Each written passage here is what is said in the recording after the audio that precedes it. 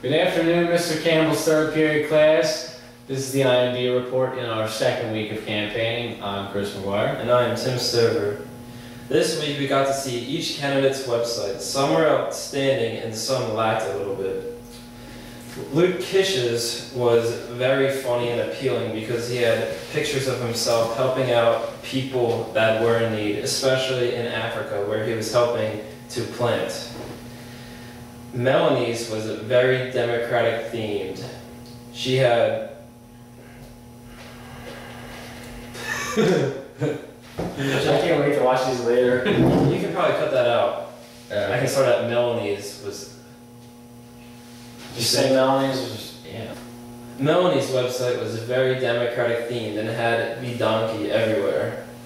Now Emily Uniac's, hers was missing a lot of information and did not even have a picture of her. Nope, she better get that campaign manager and advertiser right back on track, get things organized.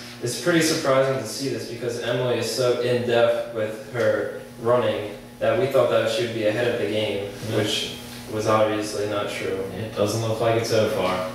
Melanie's website was very democratic themed and had the donkey everywhere.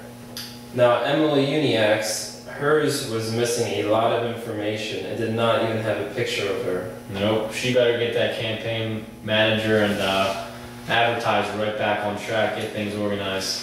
It's pretty surprising to see this because Emily is so in-depth with her running that we thought that she would be ahead of the game, which was Up until this week, Andrew has been the only one to make his acceptance speech, but as of recently we've gotten to hear a little bit of what the others think. And Emily and Melanie are very for gay rights. I mean, they just put it out there quite plainly, but Andrew on the other hand is not. So it'll be fun to see what kind of debates those two can have. Now Dan gave his acceptance speech and it was the longest in history. It was over 7 minutes long. It was very long and it was actually outstanding. He went through his whole procedure of what he's going to do if he's elected and his thankfulness that he was chosen the candidate to run. However, during his speech, we looked around the room and saw many people dozing off or not paying attention because it was so long. This may be a good thing, this may be a bad thing that his speech was that long, but he seemed very well prepared. Now Nina gave her speech and her main points were education. And she wanted public education to succeed and further very much. Mm-hmm. She was very well dressed to impress and was very confident up at the podium. Andrew, on the other hand, did not even wear a suit. It's just unprofessional, Andrew. I mean, get your act together. And Luke has not even given his acceptance speech yet. He's a little bit behind, but he might come through with a very outstanding acceptance speech that blows everyone away. Yeah, but what more could you expect from a kid who puts half-naked pictures of himself on the internet? There was also some bribery going on with the acceptance speeches. Emily baked the whole class cupcakes. While Melanie gave everyone the eye pops, and they all said on them, "Vote Melanie Greer for president. Visit us at http://Melanie Greer 4, as in the number 4, president.webs.com/ always there when you need her." This was a very creative idea to do this because she's advertising herself extremely well and now people can go get updates on her running and her stances on different things. If we could bring up the website right now, it gives you a clear breakdown of everything she's for and her thoughts on it.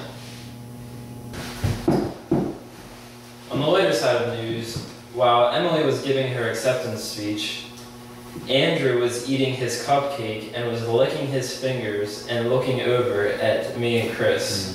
I don't know why he was doing this to try to get our attention, but it actually kind of was pretty funny. It was funny, but not the kind of thing you should be doing during a campaign.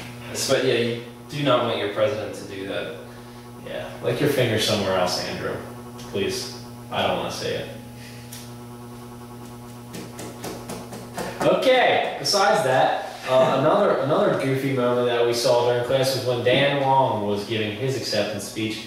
Luke was bouncing his pecs up and down and making Dan laugh. Like, it's just not right. It's just really not. It was I kind of chuckled when I saw it because it was just so awkward for Dan. It must have been awkward for Dan to be up there and seeing Luke do that. And Dan held his composure very good. And went on for another 6.5 minutes. That's not the phone. Tim, kids should respect the other candidates. He can't be making fun of them. It's impolite. His mother clearly didn't teach him well. And he clearly, speaking of Luke, he's now calling Luke is now calling us. Hello, Luke. How We are currently filming our TV report, and I'm on the phone with you.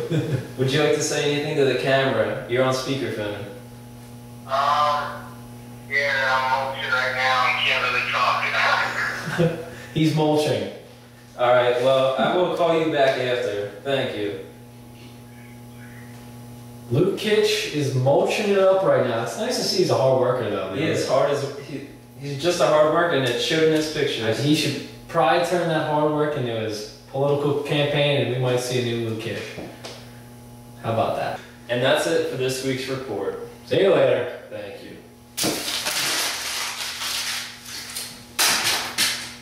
You know the sports center that does that here.